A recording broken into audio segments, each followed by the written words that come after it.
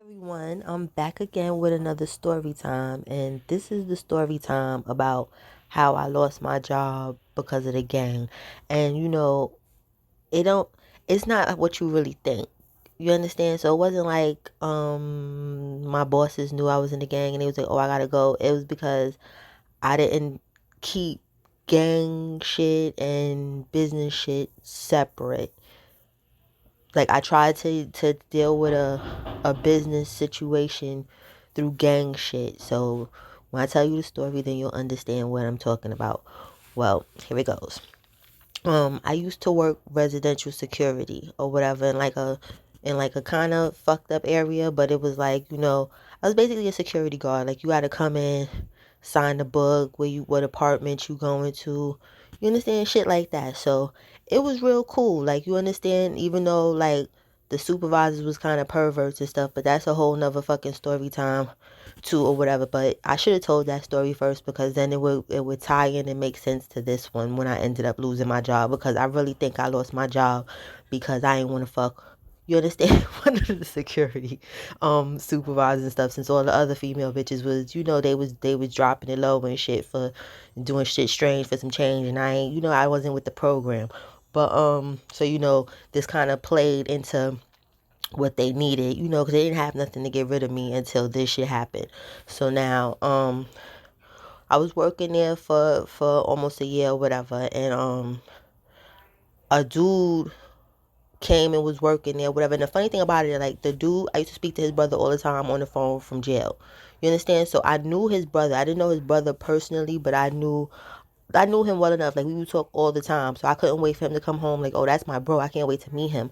So, it was another guy that worked there that was a part of the gang or whatever and stuff. He was cool. He was telling me that somebody was there like from my shit. So I'm like, oh, that's what's up or whatever.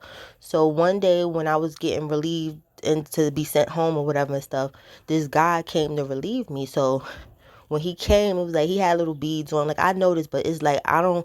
The way he was doing it, like he could have just came out and said whatever he wanted to say, but I don't just be questioning people like that or whatever. But he must have talked to the same dude that I was talking to, and he must have told him the same thing. So it was like he was trying to make me like notice him. So I just was like, yo, like you bloods, and he like yeah, and then he said the little saying from our shit or whatever and stuff. But it was just his vibe. I wasn't feeling it. I really wasn't feeling him. It was almost like name dropping. I was like, all right, whatever. So now, first mistake, like in my shit, appearance is everything. Like you understand, this nigga just looked unkept. His body hygiene was not together. Like this nigga stink. So I just was like, you can't be doing all of that. Like you understand, like you need to get yourself together if this is how you present yourself to the world. Like we don't, you need to wash your ass or whatever. So he was like, all right, sis, yeah, like he was just goofy. So that was the first day meeting him. Now after that, like he just kept trying to get like cool with me, and I just was like, okay, whatever. Like, and then he said who his brother was. I was like, yeah, your brother's mad cool or whatever and stuff. But it was like they was night and day for real. Like if two siblings could not be alike, they definitely was the two. But it was this girl, this little teenage girl. Cause see, when I was working there, like all the people that lived there, they loved me. Like you understand, like if your kid lost their phone, I would sit there and let them call you off my phone. Like I was looking out for the people of the complex. So it was this little 14-year-old girl. Like, she was a little fast. You get what I'm saying? Like, she went to cut school and stuff like that. Like, I try to tell you the positive shit. Like, you understand? So she, like, it would be school time and she's over at my desk talking to me. I'm like, yo, why you not at school or whatever and stuff? And then she always had these little bullshit excuses. But it was like I was trying to school her to be better. Like, school is cool. Like, you understand? Like, look out for these boys. Like, you get what I'm saying? Like, don't, I was trying to give her positive stuff. So what had happened was one day she came to talk to me.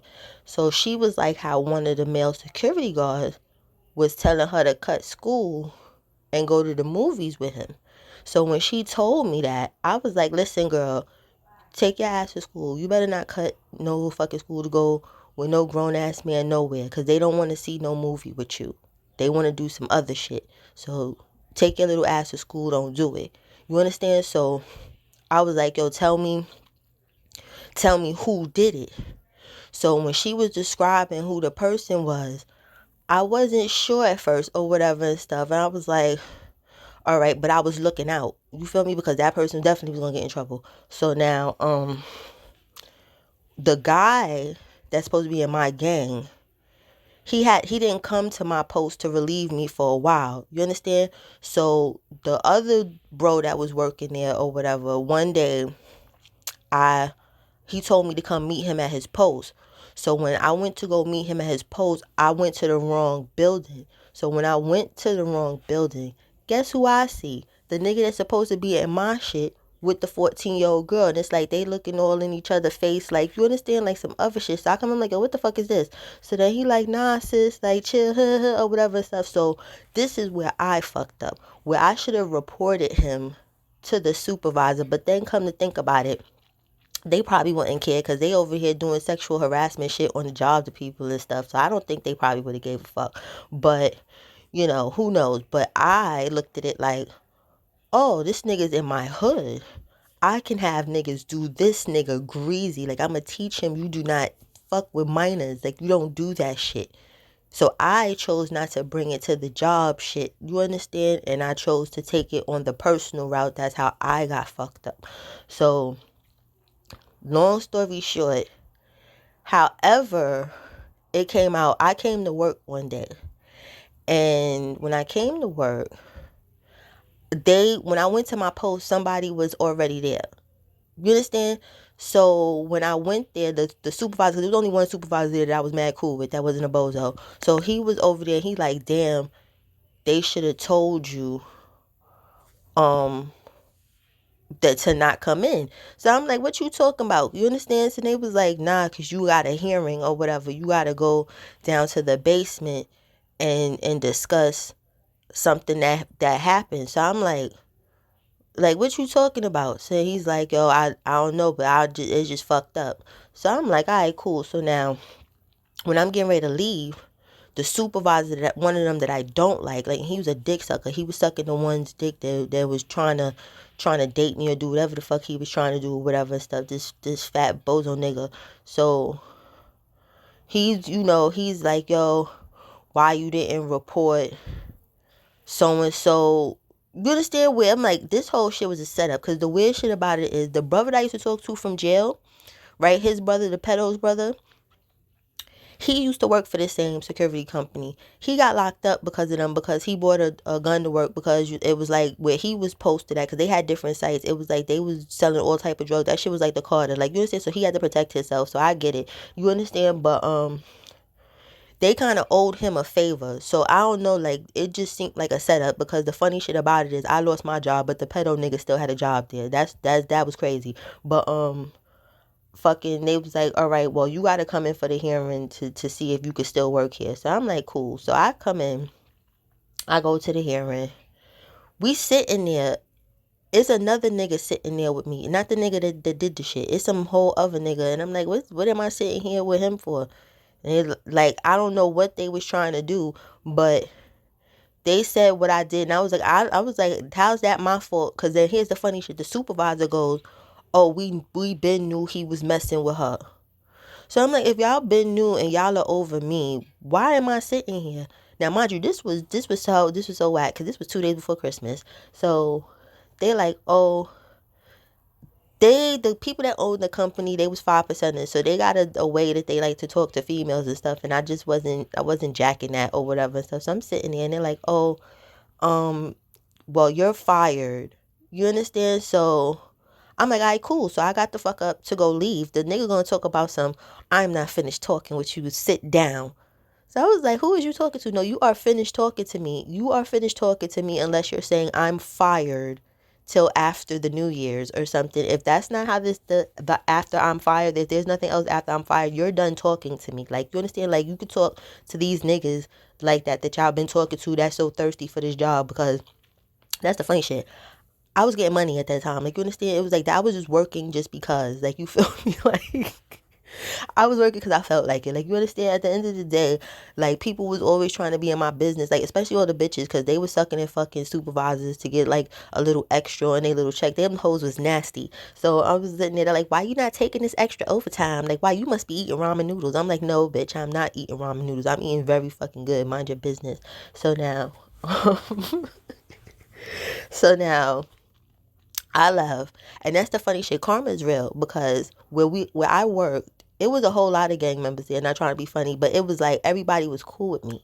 Like, they ended up losing that site because people that lived there, like, you understand, notice I wasn't there no more. But the day that I left, that shit got turned all the way upside down. Like, niggas was, security guards was getting their ass whooped because where I was working, your security guard, they was hiring ex felons. You get what I'm saying? Like, this was some real underground bullshit. Like, you understand, and stuff. So it's like he wasn't the only pedo that was there. Like, you understand, there was other people that had came and was like, yo, you understand, like, niggas is doing too much because they was not sending these people's fingerprints upstate. That's what you're supposed to do when you work security, so that we know that you're not no fucking criminal type shit. Like, you understand? But they wasn't doing that. So mostly everybody, 95% of the people that was security guards there had some type of fucked up ass jail record, whether it was violence or statutory rape, shit like that. You understand? So I end up losing my job. And now here's the funny shit. So now I'm at some meeting, right? And I had told my bros, like, this is fucked up. Like, I told them what was going on. So, they went and they whooped homeboy ass because he tried to lie, because we had him call the person on the phone because he was saying some old other shit or whatever. But he tried to play me, right? I was sitting in the house that we used to chill at, and he gonna come in there and talk about he pulled out $10. So I was like, what's that for? And he was like, oh, I heard you lost your job. I said, nigga, if you don't get the fuck out my face, I was like, you know what? Now, now I want some money. Now I'm extorting you. I want $200 a week for you. I'm gonna have you fucked up all the time. Like, yo, you really tried to play me. Like, I don't, we not doing all of that. So then he still at this point was trying to, like, stick with a lie. Like, he was trying to act like the girl was, like, of legal age. And I knew for a fact that she was not of legal age. You understand, and stuff. So one of the bros cornered him and was like, yo, call her, because he had came up with this whole story talking about how he cool with her sister, she legal, like, I could call her right now. Mind you, he must have thought niggas didn't want him to call, which I don't know why he would think that. But when we was like, yo, call her, he was trying to play stupid, like, he, like, trying to go all around it. So then my brother punched him in his face and was like, yo, call her. So he was like, yo, why you hitting me? Why you hit me like that? He's like, nah, fuck that shit. Like, sis lost her job because you a pedo. Like, you understand? So call her, since you saying that she legal. You understand? So that didn't work out for him because he ended up calling her. She told the truth. She said how old she was. So they proceeded to whoop his ass even further. So then now he done ran out the house. He trying to go get on the train. This stupid motherfucker, he calls my bro phone, so about, I don't want to be a part of y'all hood no more. Where the funny shit about it was, like, nigga, you didn't get it that you wasn't a part of that shit no more. Like, we don't fuck with pedophiles and shit. Like, you understand? We don't do that around here. So that should have been a given that you was not a part of this shit anymore. So he's up by the train, so I could hear on my brother's phone, like, he talking about, oh, we're negative, all this foul shit, but you over here for trying to fuck 14-year-olds and stuff. So, like, it just set me the fuck off. Like, my brothers had to hold me. Like, I was trying to run up to the train. Like, I was gonna push that nigga on the train. That's how mad I was. Like, you understand? Like, I don't believe you, nigga. Like, even though I didn't really need that job was a nice little piece of change. It was off the books too at the time. Like, you understand? Like, come on now. I was like, yo, nah. And then the funny shit, like, to this day, I don't understand. Like, he still had the fucking job. They never fired this nigga. So I went through all of this shit. And you still have a job, but you're the motherfucker that's over here trying to fuck 14-year-olds, and I get fired? I don't get it. I really didn't. That has just perplexed me. But that's my story time. Hope y'all enjoyed. Thank you for all the support, everyone. And, I'm gonna try to be more consistent, because I wasn't that consistent with my story times. It's like, it's too much time in between them. So I'm gonna try to be more consistent with this YouTube stuff. You understand? But enjoy y'all day, night, whatever coast y'all on. And love you guys. Later.